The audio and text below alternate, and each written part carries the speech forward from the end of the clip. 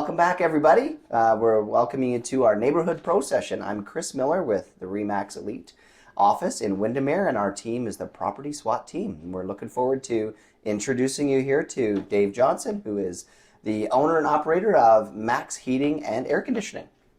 Hey. Thanks for joining us, Dave. Yeah, thanks. So again, just to reiterate for our viewers, Dave, the concept of these videos is to, during COVID, where it's hard to meet people in person, you're making phone calls, you're getting quotes, you really have no idea who you're working with, but trying to build that level of trust by giving people an opportunity to kind of meet you through the video, both through the YouTube channel, websites, for you to share, things like that, where at least when they're calling you, it's a bit of a warmer call, and they kind of know the guy behind the phone.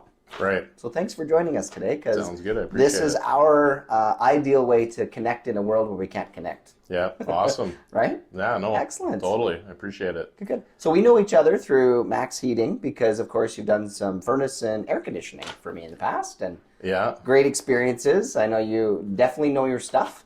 So glad to have you on board as our preferred choice, of course, to have you give quotes and help people out.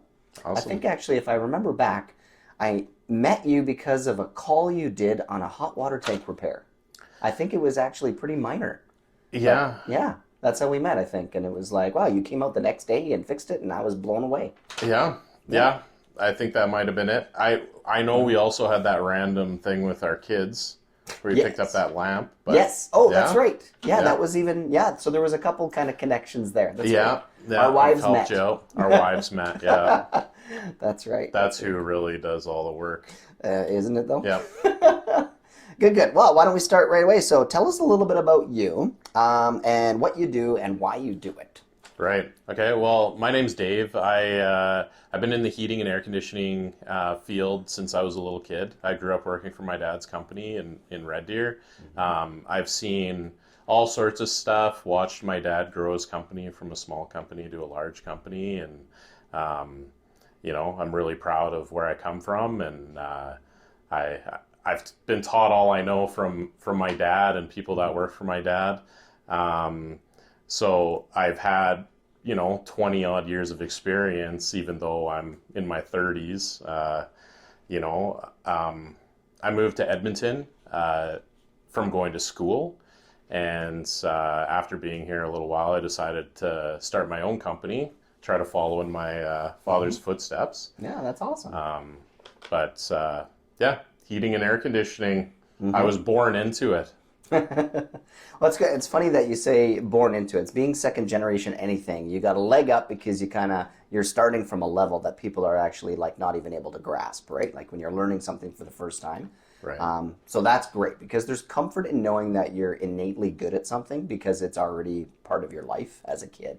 Right. So maybe that's one of the reasons you come off like you're just so prepared to handle anything, right? Because you've seen it before. Right. Yeah. So that's awesome. So didn't actually get a chance to know that about your dad, though. Does he still do the business? Is he out of the business now? So he's out of the business. He was able to sell his company to another larger company, and he's semi-retired. He comes up and helps us out when we're too busy sometimes, and he's the mentor when you're stuck on anything. Yeah. You know what? Like I've owned my company for about 5 years, and even though I've been around a long time, I don't know everything. It's nice to have somebody that I guess knows everything. Yeah, one day. One day, yeah. Good. So well, obviously your company's growing too. So when I met you, I think it was you, and you had a couple of guys, or one guy working. And without going into super specifics, tell us a little bit about the size of your company now. Yeah, so now we have about 15 people that work for me. We do everything from furnaces to air conditioners. We've moved into plumbing. We do commercial ventilation and rooftop units. So we have a lot of different variety that we work with. Yeah, and hot water tanks and stuff you deal with too. Hot water tanks, water softeners, all that kind of stuff. So, I mean, one nice thing is we try to have trained professionals always working for us and going to people's job sites. Right. People that have a lot of different experience, compared to other companies that cookie cutter one thing. They may be good at that one thing, but if they experience things on job sites that are a little different, I feel like my guys are more prepared to deal with those types of problems. Right. So if there's a sidetrack problem, they can still deal with it. They don't have to call somebody else, kind of thing. Yeah, they can deal with it. Obviously, they call me from time to time, but I think that having the experience with going to different types of job sites gives them an advantage to be able to do things right in all different fields. Totally. Yeah. So you mentioned commercial a little bit too. So just because I'm curious, because I know a little bit about this, what's the largest job you've done on a commercial site? Our largest job was about $750,000. Okay. And that wasn't involved with plumbing. It was just HVAC. That was HVAC. So that was a big commercial building, a warehouse? It was a restoration project that we worked on. So there was a fire, and we do a lot of work for restoration companies. Okay. So that's kind of what's helped our company grow. Okay. We cater to restoration companies and the clients that suffer fires and floods and things like that. Right. And the longer I'm in this industry, I realize, now that I have little kids and deal with a lot of clients that have little kids in their homes, we buy all the tools to make sure that we can bring safety and care.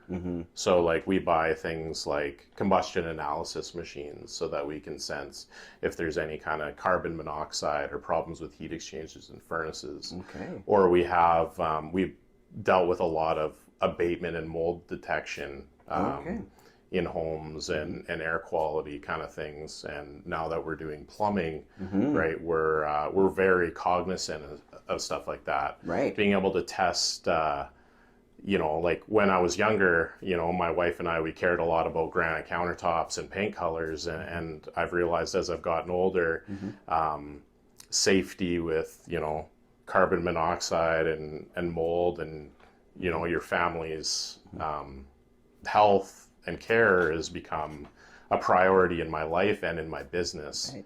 So dealing with disasters has helped us to refocus our care to customers' homes. Right. You want to make it look pretty on the job, but it's not about how pretty it is. It's about how safe it is. That's right. Yeah. Gotcha. Good. Well, share with us today some examples of why someone would choose you when they need a heating and air conditioning guy as a primary kind of thing. Yeah. So I think that I feel like I understand the need for something like air conditioning. With air conditioning, it's perfect for people that have just had young children, and their kids aren't falling asleep at night, or, if you really like baking and it gets too hot to bake in the summer without air conditioning. I feel like we understand the reason why you need these things, right, and not just the things themselves. Right. So we try to understand the purpose behind why you may need a furnace or a hot water tank or an air conditioner. Gotcha. That makes a lot of sense, actually, because I remember when we moved from our old house and into our new one, and we went from an air conditioning environment to a non-air conditioning in the new house, and then you came and did our air conditioning. It was actually because of that, because the kids couldn't sleep. Right. And then my wife couldn't sleep. Yeah. And I was, of course, sleeping no problem because I like the heat. Yeah. But it's amazing how much that did really affect our family in a positive way once we had the air conditioning in, with my family sleeping better, and we could go outside when we wanted to get some heat and enjoy the sun. It's interesting. I never really thought about it until we had your experience where you came and did it because of that exact reason.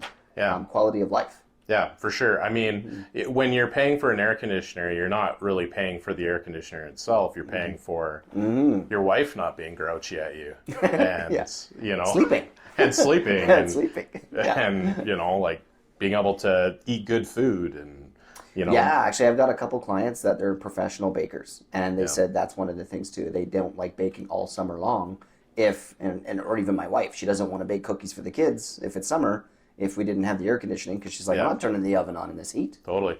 I mean, and there's nothing better when it's hot outside, like plus 30, to be able to hang outside for a long period of time and have relief at the end. You know, like if it's hot in your house, you don't want to get like overheated outside because you don't have any relief at the end. Yeah. Whereas if you know you have a nice cool spot to go to, Yeah. like, do you want to go play outside and then let's go to the movies because it's hot in the house? Like, Yeah, I've done that before too.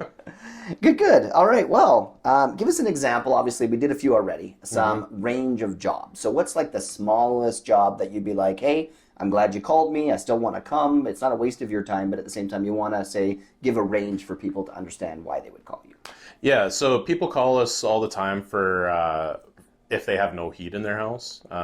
Sometimes those can be minor things. We've gone to people's houses and they thought that the light switch was a light switch, but it was the furnace switch, and turn this furnace switch back on. Yeah. But I mean, we have people prepared. One of my values is that like all our guys, we drive these. You'll see our big vans around. You can stand up in them. They have lots of room for parts, and it's very important to me that when people call us, that we are prepared for the job they're calling us in. Right. So. I mean, whether it's a small job or a large job, we should be reasonably prepared to take care of whatever the needs are at the house.